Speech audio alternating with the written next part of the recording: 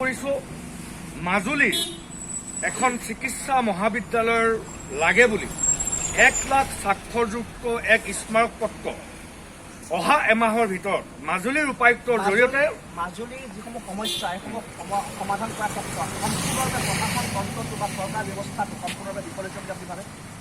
100% বিফল হৈছে। কেৱল কেনেধৰণৰ ক্ষেত্ৰত বিফল হৈছে? মই তাকে কৈ আছো, নিৰ্বাচনৰ আগত বিজেপি নেতৃত্বাধীন চৰকাৰখনে মাজুলী বা অসমৰ ৰাইজক যিবিলাক প্ৰতিশ্ৰুতি দিছিলে তাৰ সম্পূৰ্ণ ওলোটা কাম কৰাহে আমি দেখিবলৈ পাইছোঁ। আজি মাজুলী দলং, আজি ইমান দিন হৈ গ'ল, মাজুলী দলং ক'ত বনোৱা নাই।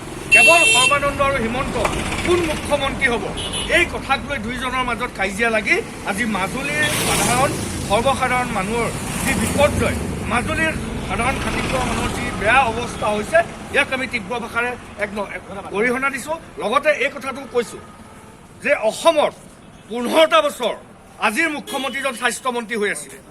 আমি তীব্ৰভাৱে হিমন্ত বিশ্ব শৰ্মাক গৰিহণা দিছোঁ।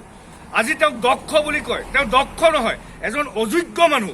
15 বছৰ তেওঁ স্বাস্থ্য বিভাগৰ মন্ত্ৰী হোৱাৰ পিছতো কোনো ধৰণৰ কাম নকৰিলে। বিশ্ব শৰ্মা আৰু সৰ্বানন্দ সোণোৱালৰ প্ৰসংগ আহে, এনেধৰণৰ হৈছে নেকি যে 2 মহৰ যুঁজত বিৰিণাৰ মৰণ, মাজুলীবাসী তাৰ আচলতে মৰণৰ? নিশ্চয় প্ৰতিটো ক্ষেত্ৰতে আমি দেখিছোঁ। দলঙৰ কথা নীতিন গাডকাৰী ডাঙৰীয়াই স্পষ্টকৈ কৈছিলে যে সৰ্বানন্দ সোণোৱাল ডাঙৰীয়াই কোৱাৰ কাৰণে তেখেতে দলঙৰ কথা কোনো ধৰণৰ প্লেন পৰিকল্পনা নোহোৱাকৈ, কোনো ধৰণৰ ডিপিআৰ নোহোৱাকৈ তেখেতে কৰে। মানে মাজুলীৰ ৰাইজক প্ৰতাৰণা কৰিবৰ কাৰণে সেই সময়ত সৰ্বানন্দ সোণোৱাল ডাঙৰীয়াই বৰ্তমানলৈকে নক্সা তৈয়াৰ কৰা হোৱা নাই, বৃহৎ অভিযোগ উত্থাপন। হয় নিশ্চয় তেখেতসকলে ৰাজহুৱা কৰা নাই। আমি বাৰে বাৰে এইটো প্ৰশ্ন কৰিছোঁ যে ডিপিআৰখন ক'ত।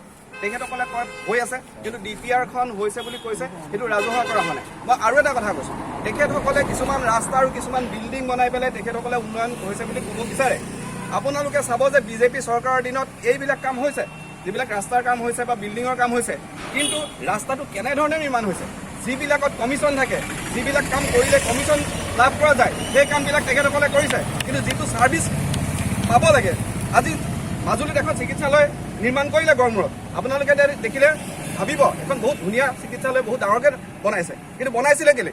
ইমান ডাঙৰকৈ বনালে, বহুত কোটি টকা এটা বিল্ডিং বনালে, সেই বিল্ডিংটোৰ পৰা কিছুমান কমিশ্যন যাব, তাত কিন্তু ৰোগীয়ে কোনো ধৰণৰ সুবিধা নাপায়, ৰোগীয়ে চিকিৎসাৰ কোনো উপযুক্ত সুবিধা নাই। গতিকে মাজুলীবাসীক এইখন চৰকাৰে যে মৃত্যুৰ মুখলৈ ঠেলি দিছে তিল গৈ, ই আজি স্পষ্ট হৈ পৰিছে।